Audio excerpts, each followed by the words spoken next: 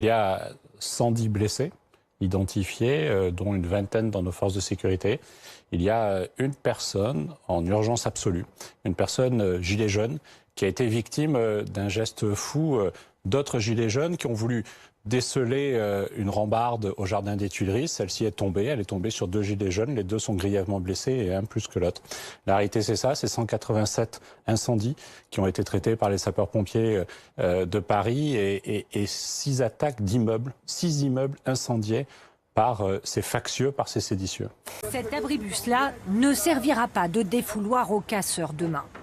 Denfert Rochereau est un point de ralliement de gilets jaunes qui se disent pacifistes. Mais pour ses employés, mieux vaut quand même démonter le mobilier urbain.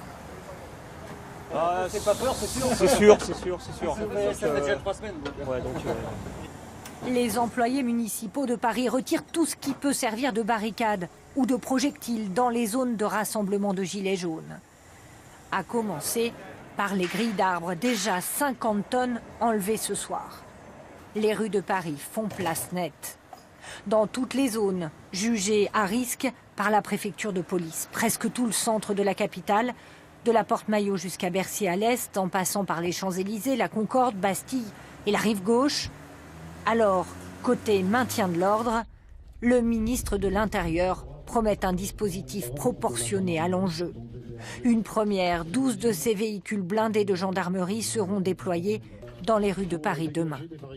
Des blindés en support des 8000 policiers et gendarmes mobilisés dans un dispositif plus mobile que samedi dernier. D'où l'intérêt d'avoir les engins légers, blindés de la gendarmerie qui vont venir en support pour casser les barricades et aider justement les forces mobiles à aller au contact des casseurs et pouvoir les neutraliser. Des mesures de sécurité hors normes, RER-CE interrompues dans Paris intramuros et 30 stations de métro seront fermées. Et on retrouve en direct de la Porte Maillot Clément Le Goff. Bonjour Clément, toute la matinée vous avez sillonné Paris et vous avez été témoin de cette très forte présence policière.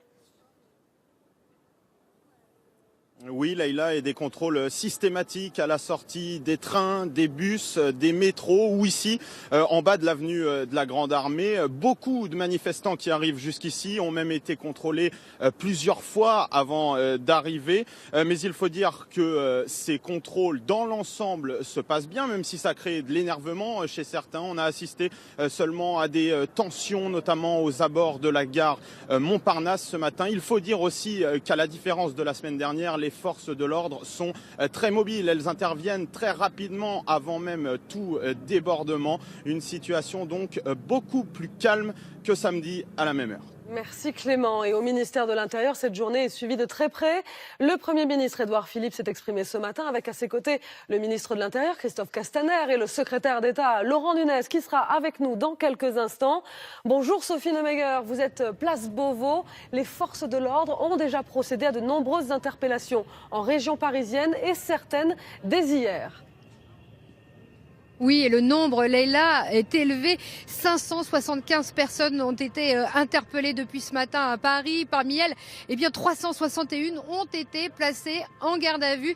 Alors cela s'explique par ce dispositif exceptionnel et parce que, contrairement à la semaine dernière, la préfecture de police a demandé aux forces de l'ordre d'interpeller le plus possible et le plus tôt possible avant même des dégradations ou des violences. Et puis, vous l'avez dit, dès hier, une trentaine de gilets jaunes radicaux et de membres de l'ultra-droite et de l'ultra-gauche ont été placés en garde à vue, notamment pour incitation à la provocation d'un crime ou d'un délit. Pour les autorités, la stratégie est pour le moment payante puisque à cette heure, aucun incident majeur n'est à déplorer. Merci Sophie.